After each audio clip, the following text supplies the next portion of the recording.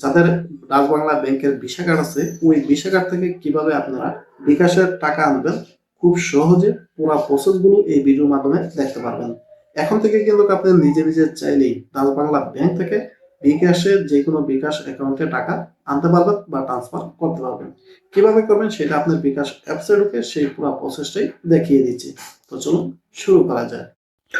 Dutch বাংলার visa card থেকে কিভাবে আপনি বিকাশে টাকা আনবেন সেজন্য আপনার কোনো চার্জ কাটা হবে না। তো এখন আপনাদেরকে প্রথমেই আপনি যে আপনার বিকাশ অ্যাকাউন্টটি আছে সেটি লগ ইন করবেন। তো এখানে দেখতে পাচ্ছেন অ্যাড মানি, সেইটার উপরে ট্যাপ করবেন। তারপর আপনি এখানে দুইটি অপশন পেয়ে যাবেন, একটি হলো ব্যাংক টু বিকাশ, আরেকটি হলো কার্ড টু বিকাশ। তো এখানে যদি আপনার ব্যাংক অ্যাকাউন্ট থাকে তাহলে আপনি এখান থেকে ব্যাংক টু বিকাশ যে অপশনটি আছে সেটি সিলেক্ট করবেন। আর যদি কার্ড টু বিকাশ অর্থাৎ কার্ড থেকে টাকা আনতে চান তাহলে এখানে কার্ড টু বিকাশ ট্যাপ করবেন। ওকে, এখানে আপনাদেরকে যে কোনো একটি অপশন সিলেক্ট করবেন। তো আমি যেটা করলাম সেটা হলো কার্ড টু বিকাশ যে অপশনটি আছে সেটিতে ট্যাপ করলাম। তারপরে এখানে দেখতে পাচ্ছেন তিন ধরনের কার্ড দেখাচ্ছে, একটি হলো ভিসা কার্ড, আরেকটা হলো মাস্টার কার্ড, আরেকটা হলো নেক্সাস বা আমেরিকান এক্সপ্রেস। তো সাধারণত যারা ডাচ বাংলা ব্যাংকে অ্যাকাউন্ট আছে বেশিরভাগ ক্ষেত্রেই ভিসা কার্ড। তো আমরা এখন ভিসা কার্ড থেকে আপনাদেরকে টাকা এনে দেখাবো। তাই এখানে যে কাজটা করবেন, এখানে যে ভিসা কার্ড অপশনটি দেখতে পাচ্ছেন সেটির উপরে আপনাকে ট্যাপ করতে হবে। তো যদি আপনার অন্য অন্য কার্ড থাকে সেক্ষেত্রে যদি এখানে শো না করে তাহলে কিন্তু হবে না। তো আমরা এখন ভিসা কার্ড থেকে না আনবো। ভিসা কার্ডের উপরে ট্যাপ করার পরে আপনার সামনে বেশ কিছুক্ষণ লোডিং লওয়া হবে। যদি আপনার নেটওয়ার্ক ভালো থাকে তাহলে কিন্তু এই লোডিংটা নেবে না।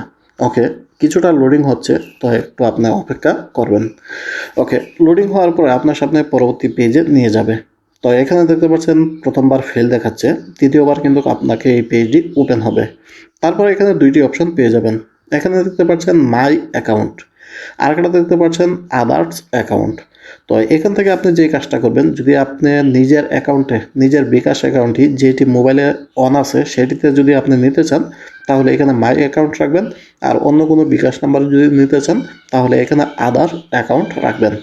তো আমি এখান থেকে মাই অ্যাকাউন্টটি রাখলাম। তারপর এখানে দেখতে পাচ্ছেন অ্যামাউন্ট, এটা হলো আপনি 50 টাকা থেকে শুরু করে আপনি সর্বোচ্চ টাকা পর্যন্ত নিতে পারবেন। আমি সর্বনিম্ন রেটটাই এখানে দিয়ে দিলাম শুধুমাত্র আপনাদেরকে দেখানোর জন্য।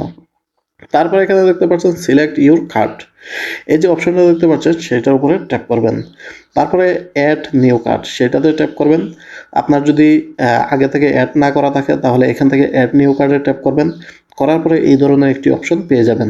যদি আপনার কার্ডটি থাকে তাহলে এখান থেকে স্ক্যান করে নেবেন। আর যদি কার্ডটি না থাকে তাহলে এখান থেকে মোটামুটি আপনার যে ডিটেলসগুলো লাগে 3-4টা সেইটা দিয়ে দিবেন। তো প্রথমে কি দিতে পারবেন, কার্ড নাম্বার, তারপরে এক্সপায়ার ডেট, তারপর দিবেন এখান থেকে নেম, তারপর সিবিবি। তো সবগুলো আপনি এখানে সঠিকভাবে দিয়ে দিবেন। দেওয়ার পরে এখান থেকে প্রসিড যে অপশনটি আছে সেটিতে ট্যাপ করবেন। তারপর আপনার সামনে কিছুটা সময় প্রসিড হবে। তারপর আপনার যে একটু লোডিং হবে। তারপর আপনার যে নাম্বারটি আছে অর্থাৎ আপনার যে মোবাইল নাম্বারটি আছে সেটিতে একটি ওটিপি যাবে, সেটা কিন্তু এখানে দিতে হবে। তো এখানে দেখতে পাচ্ছেন লোডিং নিচ্ছে। নেওয়ার পরে আপনার যে মোবাইল নাম্বারটি আছে ডাচ বাংলা ব্যাংকের, সেই মোবাইল নাম্বারটিতে একটা ওটিপি যাবে, অলরেডি দেখতেই পাচ্ছেন চলে আসছে। সেই ওটিপিটা এখানে দিয়ে সাবমিট করে দিবেন। তো এখানে দেখতেই পাচ্ছেন ওটিপিটা দিলাম, সাবমিট করে দিলাম। দেওয়ার পরে আপনার সামনে এই ধরনের একটি পেজ আসবে। তো এখান থেকে কিন্তু আপনার মানিটা যেটা সেটা ট্রান্সফার সাকসেসফুলি হচ্ছে।